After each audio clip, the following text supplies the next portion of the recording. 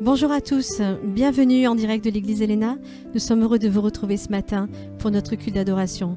Que ce matin, le Seigneur vous visite encore là où vous vous trouvez, que nous soyons un vraiment par le cœur et par l'esprit. Amen.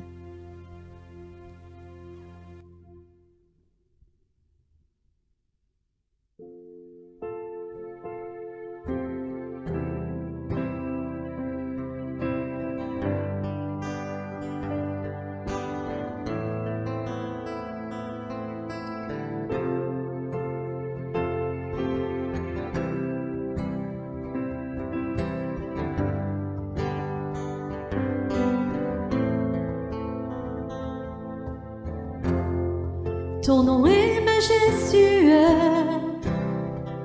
Seigneur, sur la terre. Ton nom est fort et puissant, ton nom glorieux et grand. En lui nous sommes sauvés. Le nom de Jésus, plus haut que tous les noms. Roi des rois, aucun nom n'est comme le sien. Le nom de Jésus, plus haut que tous les noms. Alpha, Oméga, aucun nom n'est comme le sien. Ton nom est un doux parfum, déversé sur mon âme, sur mon âme. En ton nom nous résistons, en ton nom nous avons la victoire.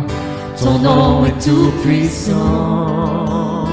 Le nom de Jésus, plus haut que tous les noms. Roi des rois, aucun nom n'est comme le sien. Le nom de Jésus, plus haut que tous les noms. Alpha, Oméga, aucun nom n'est comme le sien. Aucun autre nom n'a vaincu la mort que Jésus-Christ le ressuscité. Nous l'élevons plus haut. En son nom, tout genou fléchit. En son nom, nous sommes sauvés. Nous invoquons son nom, le nom de Jésus.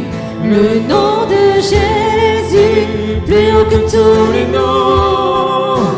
Roi des rois, aucun nom n'est comme le sien. Le nom de Jésus, plus haut que tous les noms. Alpha, Oméga, aucun nom n'est comme le sien. Le nom de Jésus, plus haut que tous les noms.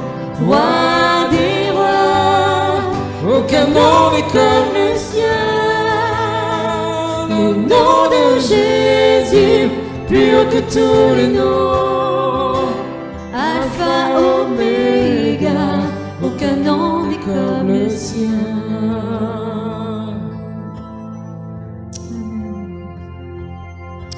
Merci pour ton nom, Seigneur. Amen, Jésus. Merci pour ton nom dans nos vies, Seigneur. Quel privilège nous avons de te connaître, Seigneur. Que ce matin, tous ensemble, nous puissions élever notre cœur, notre voix vers toi, pour te célébrer, Jésus. Amen. Amen. Alléluia.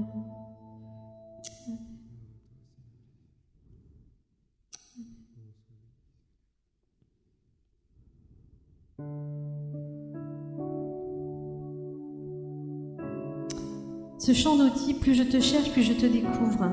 Et je veux m'asseoir à tes pieds. Ce matin, tenons-nous aux pieds du Seigneur. Il a plein de choses à déverser en nous. Que ce matin, vous puissiez être tout près de votre Seigneur. Amen.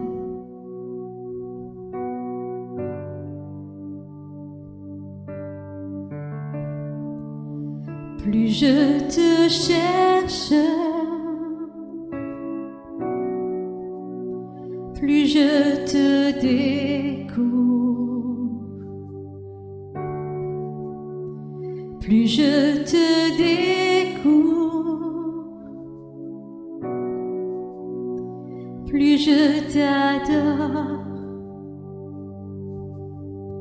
Je veux m'asseoir à tes pieds, de ta coupe je veux m'abreuver, m'appuyer tout contre toi, entendre ton cœur. Cet amour est si grand, c'est plus que je ne comprends. Ta paix m'envahit, je suis ébloui. Amen, Jésus. Alléluia, Seigneur, te bénissons ensemble.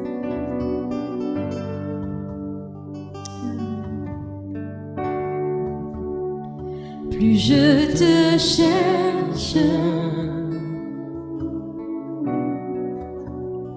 plus je te découvre, plus je te découvre, plus je t'adore. Je veux m'asseoir à tes pieds, de ta coupe je veux m'abreuver, m'appuyer tout contre toi, entendre ton cœur. Cet amour est si grand, c'est plus que je ne comprends. Ta paix m'envahit, je suis ébloui.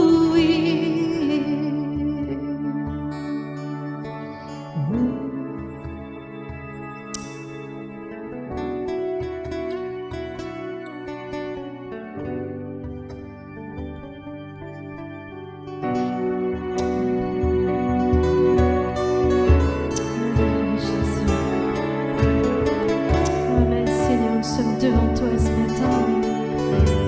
Alléluia, te bénissons Jésus.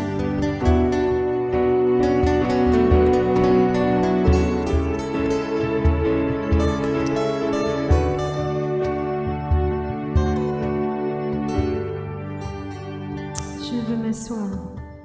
Je veux m'asseoir à tes pieds, de ta coupe je veux m'abreuver, m'appuyer tout contre toi, entendre ton cœur. Cet amour est si grand, c'est plus que je ne comprends. Ta paix m'envahit, je suis ébloui.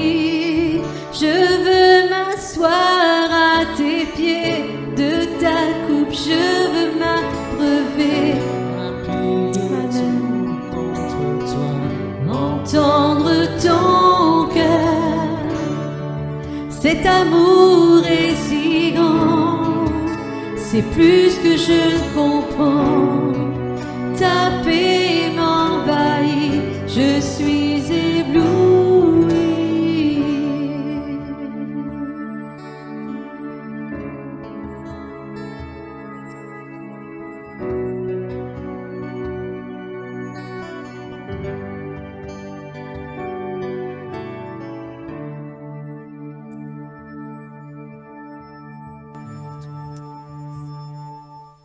Seigneur, nous voulons bénir ton nom ce matin. Nous sommes heureux d'être dans ta présence, rassemblés, et pouvoir te dire combien nous t'aimons encore au travers de ces quelques chants, au travers de ces quelques temps que nous passions à tes pieds, mon Dieu. Amen.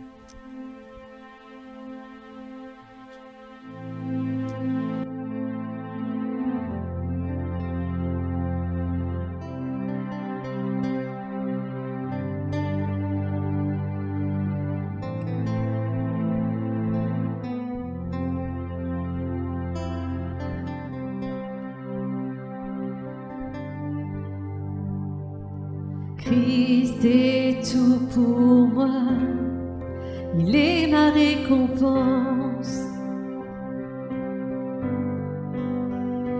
car il n'y a rien dans ce monde qui puisse me satisfaire.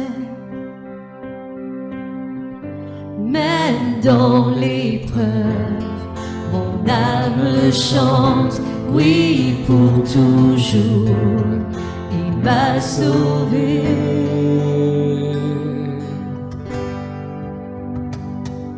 Christ seul me suffit, Christ seul me suffit, oh, tout ce dont j'ai besoin est en toi, tout ce dont j'ai besoin.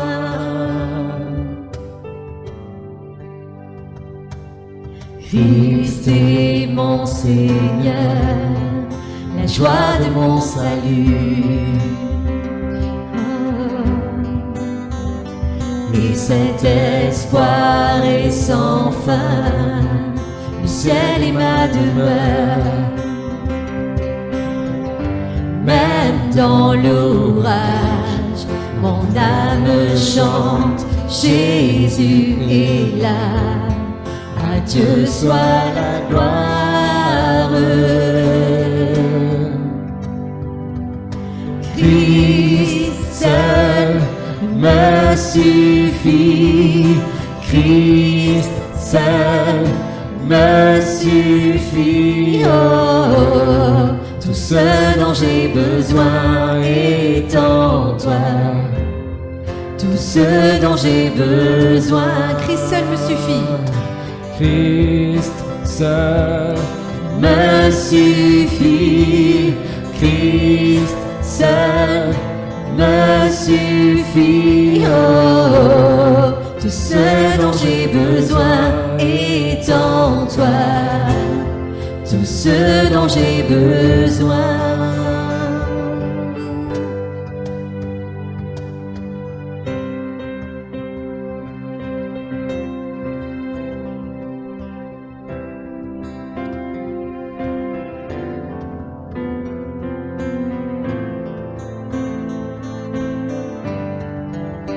En mon cœur j'ai choisi de suivre Jésus, oui pour toujours, oui pour toujours. Dans mon cœur j'ai choisi de suivre Jésus, oui pour toujours, oui pour toujours. La croix devant moi, le monde derrière moi, oui pour toujours, oui pour toujours. La croix devant moi, le monde derrière moi, oui pour toujours, oui pour toujours.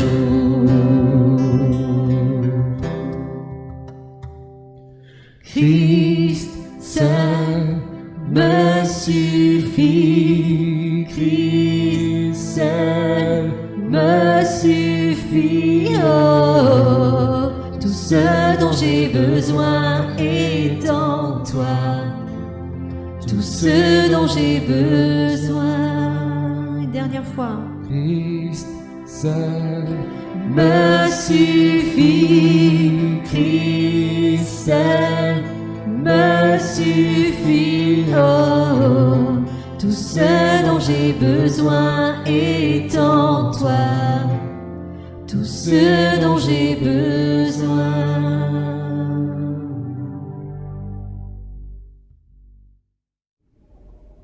Bonjour, chers frères et sœurs et amis, on est heureux de se retrouver, même si c'est à travers des moyens techniques, on aurait préféré se retrouver de visu, mais c'est déjà extraordinaire qu'on puisse partager ces moments. Voilà, nous vivons des temps quand même très étranges, hein. Le monde est en train de découvrir, semble-t-il, que l'avenir est incertain. Et que toute la société, que les hommes ont mis tant d'années à bâtir, eh bien cette société est fragile. Il semblerait qu'on découvre qu'on peut mourir brutalement. Ça, c'est un grand paradoxe, parce que je croyais que c'était la seule certitude qu'avaient tous les hommes sur Terre, c'est qu'un jour ils vont mourir. Mais il semblerait qu'on le redécouvre, et quelque part, lorsqu'on écoute et lorsqu'on est attentif, on voit que nos concitoyens, dans le cœur des gens, il y a une incertitude, une inquiétude face à l'avenir. Je vais prendre des exemples de propos entendus. Récemment, quelqu'un me disait « On ne sait pas où on va, mais on y va les pieds devant. » Vous voyez, c'est quand même une certaine inquiétude, là. Hein. L'autre jour, il y a 2 ou 3 jours, un médecin était interviewé sur TF1, il disait on avance comme des somnambules, vous savez, ceux qui marchent en dormant, c'est-à-dire sans savoir où ils vont. Et voyez-vous, c'est un peu le cas de notre monde. C'est un monde qui est en crise sanitaire, en crise économique, et on est en train d'y rentrer, et je pense qu'on est encore loin d'avoir tout vu, en crise écologique. Je regardais, il y a déjà 18 ans de cela, Jacques Chirac, dans un sommet de la Terre à Johannesburg, avait lâché cette phrase qui est restée célèbre, « Notre maison brûle et nous regardons ailleurs », pour faire comprendre que l'état du monde est dans une situation écologique grave, mais qu'on continue à faire comme si ce n'était pas le cas.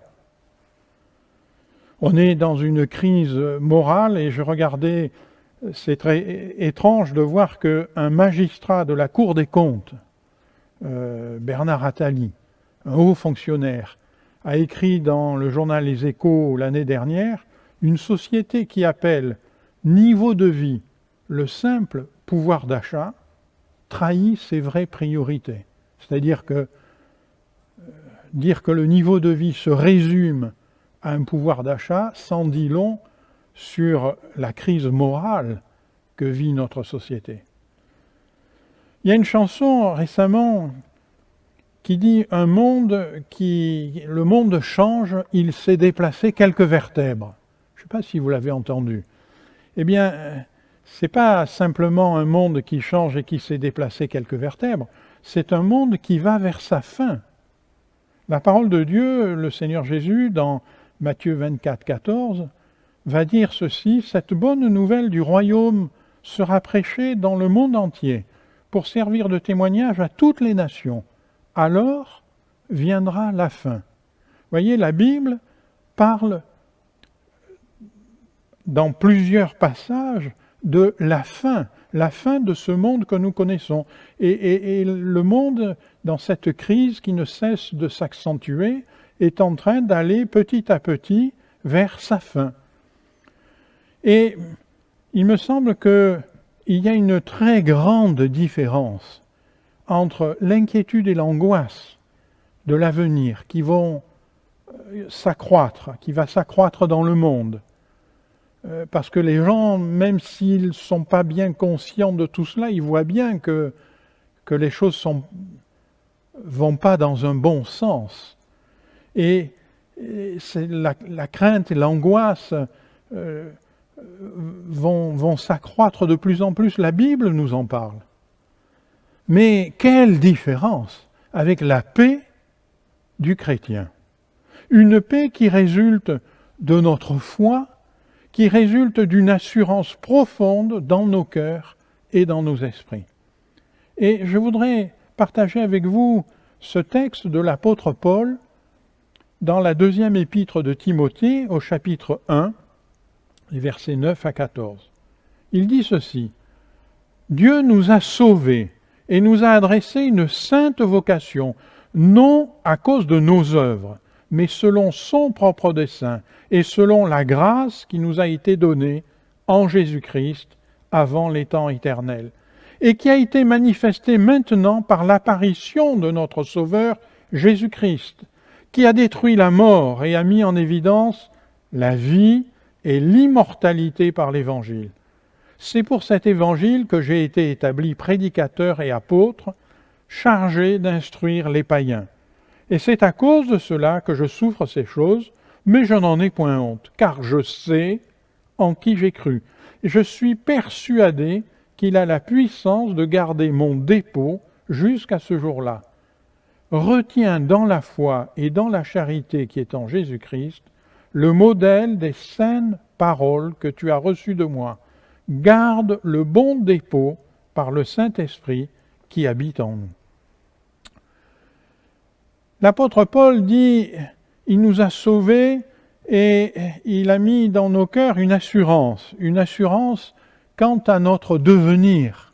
Vous voyez, si l'homme éprouve forcément une crainte, une certaine angoisse de ne pas savoir ce que l'avenir va lui réserver, le chrétien, lui, il a une assurance sur son avenir.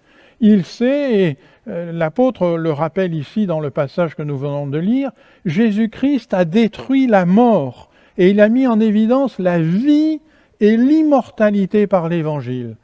Le Seigneur Jésus a donné sa vie pour chacun de nous, il est mort à la croix, il a accepté l'ignominie de la croix, il a accepté des clous dans les mains, des clous dans les pieds, personne ne lui a ôté la vie, lui-même il va dire « Je donne ma vie ». Il a donné sa vie pour que nous soyons sauvés, c'est ce que l'apôtre nous rappelle, il nous a sauvés. Il nous a sauvés et il a donné sa vie, il est passé par le tombeau, mais le troisième jour il est ressuscité. Et il a mis en évidence la vie et l'immortalité. Et l'apôtre va dire, il a détruit la mort et il a mis en évidence la vie et l'immortalité par l'Évangile. C'est-à-dire la bonne nouvelle de Jésus qui est venu, qui est mort, mais qui est ressuscité et qui est venu pour sauver les pécheurs que nous sommes, pour que les hommes se tournent vers lui, pour qu'ils écoutent sa parole, pour qu'ils mettent leur confiance en lui. Et s'ils le font, alors ils vont marcher tout au long de leur vie selon les paroles de l'Évangile. Et c'est pour ça que l'apôtre dit, il a mis en évidence la vie et l'immortalité par l'Évangile. L'apôtre dira par exemple dans une épître aux Corinthiens, la première épître, chapitre 15, 20, versets 20 et 21, « Maintenant Christ est ressuscité d'entre les morts, il est les prémices de ceux qui sont décédés. Car puisque la mort est venue par un homme, Adam, c'est aussi par un homme qu'est venue la résurrection des morts. » Voilà, l'apôtre dit, Christ est ressuscité d'entre les morts, il est les prémices, c'est-à-dire ce qui est avant, les prémices, c'est celui qui précède. Il est les prémices de ceux qui sont décédés en ayant mis leur confiance en Jésus-Christ, en ayant conduit leur vie selon les paroles de l'Évangile, selon cette attente de l'immortalité de la vie qui est en Jésus-Christ. Et l'apôtre va dire, il est les prémices de ceux qui sont décédés. Il utilise un mot différent, il ne dit pas de ceux qui sont morts, mais de ceux qui sont décédés. Il utilise deux mots pour bien faire comprendre que on peut passer par le décès, mais ce n'est pas la mort quant à une mort éternelle. Non, c'est un passage et il nous dit, Christ est ressuscité, c'est-à-dire qu'il est décédé, mais il n'est pas resté dans la mort, il en est sorti et il est vivant, et la parole de Dieu nous dit qu'il vit dans la présence de Dieu, et que nous aussi, nous attendons ce jour où peut-être nous passerons par le décès, mais nous ne resterons pas dans la mort, et nous serons ressuscités. L'apôtre va dire encore aux Corinthiens, un peu plus loin, au verset 52, il va dire en un instant, en un clin d'œil, à la dernière trompette, car elle sonnera et les morts ressusciteront incorruptibles. Et nous, c'est-à-dire ceux qui seront à ce moment-là, eh bien nous serons changés en un instant. Alors, on ne sait pas si cette trompette de Dieu sonnera pendant les années qui me restent à vivre, pendant les années qui vous restent à vivre. Si c'est le cas, alors, si vous avez mis votre confiance en Jésus-Christ et si vous l'avez reconnu comme votre Sauveur et Seigneur, vous serez transformés en un instant. Mais sinon, eh bien sinon, nous passerons, si j'ose dire, par la case décès, mais nous ne resterons pas dans la mort. Il est parti, la Bible nous dit, il est parti nous préparer une place, afin que là où il est, nous y soyons aussi. Alors peut-être, nous passerons par le décès. C'est la seule certitude de tous les hommes, des incroyants aussi. Mais le chrétien, il a une autre certitude, c'est la résurrection. Il ne restera pas dans le décès, mais il verra la résurrection. Alléluia. La parole de Dieu mentionne, je dis la parole de Dieu parce que c'est particulièrement vrai dans le Nouveau Testament, mais c'est déjà vrai dans l'Ancien Testament. Par exemple, dans le psaume 69 au verset 28. La parole de Dieu mentionne qu'il y a un livre de vie. Aujourd'hui, on dirait plutôt un registre de vie. Vous voyez, un livre où des noms sont inscrits, comme un registre. Et il nous est dit que ce livre de vie, il est dans le ciel. C'est le Seigneur Jésus lui-même qui écrit les noms, c'est pas nous. Et il nous est dit, dans ce registre sont inscrits les noms de ceux qui hériteront la résurrection. Et tout homme devrait se préoccuper principalement de savoir, est-ce que mon nom figure dans ce registre? Est-ce que mon nom est dans le livre de vie? Vous voyez, on peut avoir cette certitude si on est chrétien, si on a donné sa vie à Jésus-Christ, si on s'est engagé dans les eaux du baptême, si on a dit « Seigneur, je te donne ma vie », alors on peut avoir cette certitude que nos noms sont inscrits dans le livre de vie. Paul, lorsqu'il va écrire aux Philippiens au sujet de deux sœurs, Évodie et Syntyche, il va écrire à Philippiens, dans Philippiens 4, verset 3, il va dire « Toi aussi, fidèle collègue, je te demande de les aider, elles qui ont combattu côte à côte avec moi pour l'Évangile, avec Clément et mes autres compagnons d'œuvre, dont les noms sont inscrits dans le livre de vie. » Ce qui distinguait ses sœurs, ce qui distinguait les compagnons d'œuvre de Paul, vous voyez, il aurait pu parler de beaucoup de choses, il aurait pu parler de leur caractère, il aurait pu parler de leur capacité, il aurait pu parler de plein de particularités, mais il veut en distinguer une, parce qu'elle est essentielle, celle-là. Il va dire, ils ont combattu avec moi, et leurs noms sont inscrits dans le livre de vie. Chers amis, votre nom est-il inscrit dans le livre de vie? Pour tous ceux qui ont reconnu le Seigneur Jésus comme leur Sauveur, leur Seigneur, qui se sont engagés, qui ont été baptisés, qui vivent maintenant en conformité avec sa parole, alors il y a une certitude dans nos cœurs. Nos noms sont dans le livre de vie. Alléluia. Et parce que nos noms sont dans le livre de vie, eh bien un jour, nous hériterons la résurrection. Alors, le monde peut aller mal, mais cette certitude, elle nous garde dans une grande paix, parce que nous savons où nous allons. Il y a aussi une grande certitude dans nos cœurs. Cette grande certitude, c'est que nos besoins essentiels. Vous savez, je prends ce mot essentiel parce qu'aujourd'hui, nous sommes dans une époque où nous sommes confinés. Il y a des magasins qui sont fermés, puis il y a des commerces qui sont fermés, des commerces qui sont ouverts. Et les commerces qu'on a laissés ouverts, on dit, ça c'est les commerces essentiels, parce que c'est les besoins essentiels.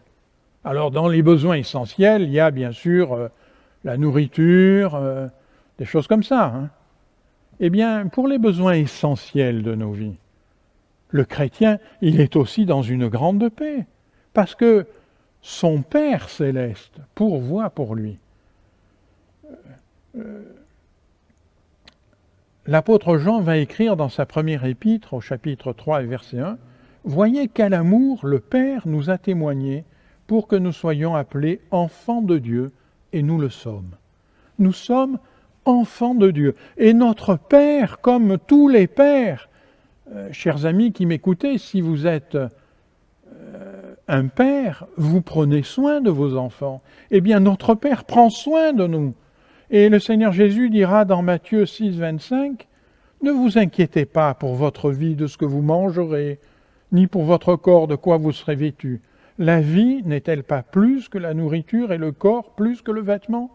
Et le Seigneur Jésus va continuer en disant, « Ne vous inquiétez pas pour ces choses, parce que votre Père céleste sait que vous en avez besoin, et il va pourvoir. » Chers amis, quelle différence la paix du chrétien face à l'avenir, face à ce que peut-être tous pourront s'angoisser autour de lui, mais lui, il reste dans une paix parce qu'il sait où il va, parce qu'il sait que même s'il y a des temps difficiles, son Père céleste pourvoira.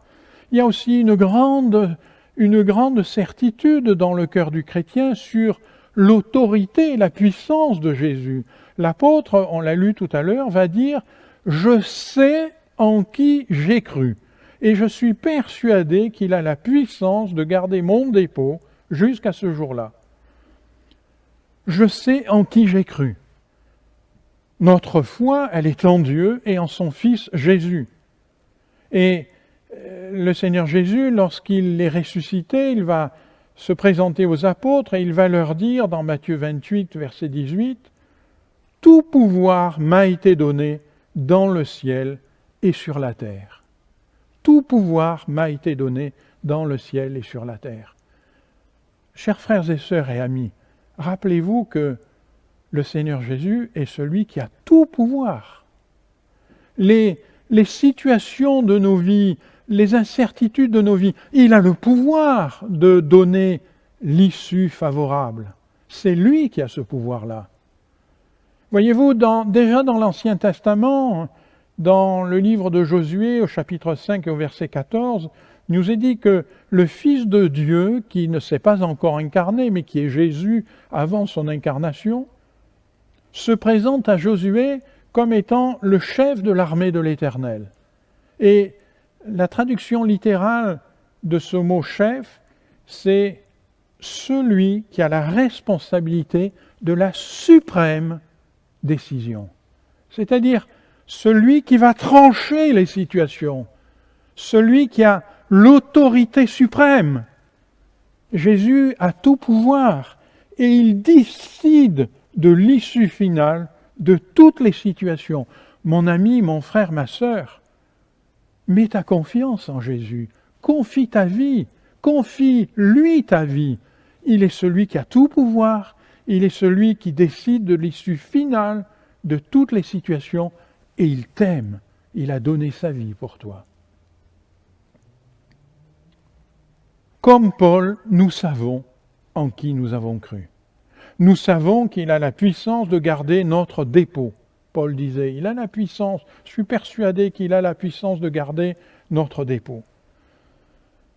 Alors notre dépôt, quel dépôt ? Eh bien,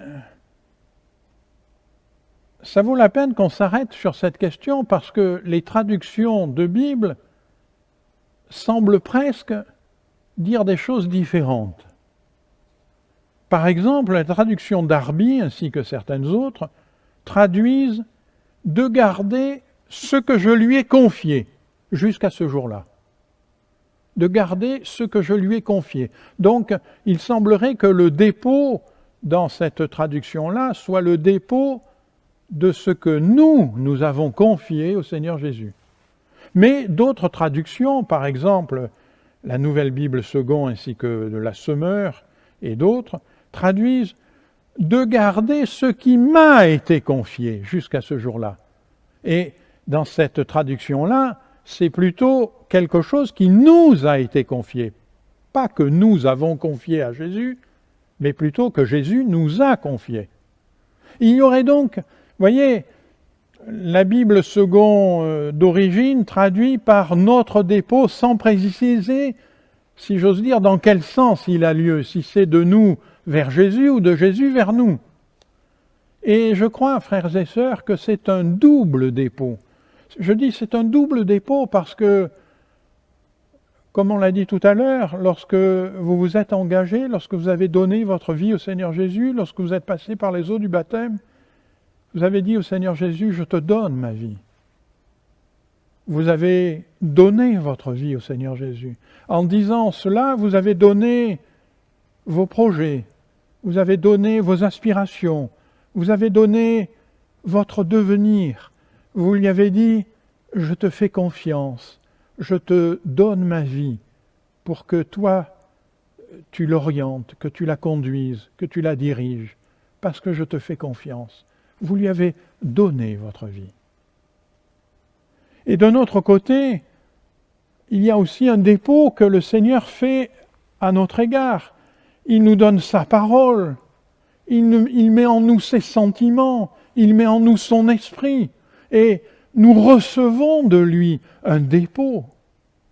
Et voyez-vous, l'apôtre dit, je suis persuadé qu'il a la puissance de garder notre dépôt. Mes frères et sœurs et amis, je crois que Jésus est celui qui garde notre dépôt, aussi bien nos vies que nous lui avons confiées, que ce que lui-même a déposé dans nos cœurs, sa parole, ses sentiments, son esprit. Et il est celui qui va lui-même veiller. Quelle paix pour nous de savoir, Seigneur, je t'ai donné ma vie, tu as rempli ma vie par ta présence, tu as rempli ma vie par ta parole, tu as rempli ma vie par ton esprit, et Seigneur, tu prends soin, et tu as la puissance de garder ce dépôt-là.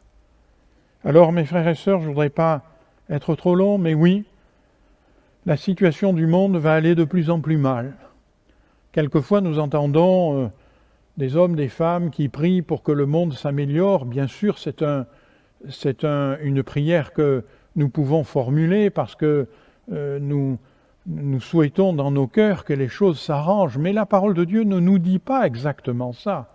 Elle nous dit que le monde va vers sa fin. Alors les hommes éprouveront, qu'on le veuille ou pas, de plus en plus de la crainte et de l'angoisse. Parce que, là encore, ce n'est pas notre souhait. Mais lorsqu'on lit la parole de Dieu, c'est ce que la parole de Dieu nous dit. Mais le chrétien, dans son cœur, il a une grande paix, il garde une grande paix, et il peut traverser toutes ces situations compliquées, difficiles, douloureuses, qui peut-être font souffrir un instant, mais il peut les traverser en gardant la paix parce qu'il sait en qui il a cru. Il a cru en Jésus-Christ, celui qui a tout pouvoir dans le ciel, mais aussi sur la terre, celui qui a l'autorité de la suprême décision. Il sait qu'il a la puissance de garder nos vies dans ce que nous lui avons confié, mais nos vies aussi dans ce que lui, il a placé en nous. Il a la puissance de garder nos vies jusqu'à ce jour-là, le jour où, d'une manière ou d'une autre, à travers un décès ou à travers une transformation, nous serons dans la résurrection, nous paraîtrons dans la présence du Seigneur Jésus et nous serons dans la présence de Dieu et nous le louerons pour l'éternité. Oh, quelle paix, quelle différence! Chers amis, combien il nous est précieux d'avoir mis notre confiance en Jésus-Christ. Je prie afin que, si ce n'était pas votre cas, vous puissiez vous tourner vers Jésus. Vous puissiez peut-être faire cette prière toute simple. Seigneur Jésus, peut-être je ne te connais pas, mais je te demande, révèle-toi à moi. Parce que je voudrais, moi aussi, avoir mon nom inscrit dans le livre de vie. Je voudrais, moi aussi, ne pas être comme un funambule qui avance sans savoir où il va, mais je voudrais avoir une certitude que je serai dans la résurrection. Je voudrais, moi aussi, avoir cette grande paix de savoir que tu as la puissance de garder ma vie tout entière. Que ton nom, Seigneur, soit béni. Amen. Que Dieu vous bénisse. Merci de nous avoir suivis sur notre chaîne YouTube. Vous avez aimé cette vidéo? Alors je vous invite à mettre un pouce bleu ainsi qu'à vous abonner. La vision de notre Église, c'est le salut en Jésus, car lui seul sauve. Alors si vous souhaitez en savoir plus ou si vous avez des questions, contactez-nous par mail ou sur notre site www.eglisealana.fr. Pour assurer sa mission, l'Église fonctionne par la générosité de ses membres. Vous avez la possibilité de nous soutenir par vos dons en cliquant sur le lien qui se trouve dans la description de cette vidéo. À très bientôt et que Dieu vous bénisse.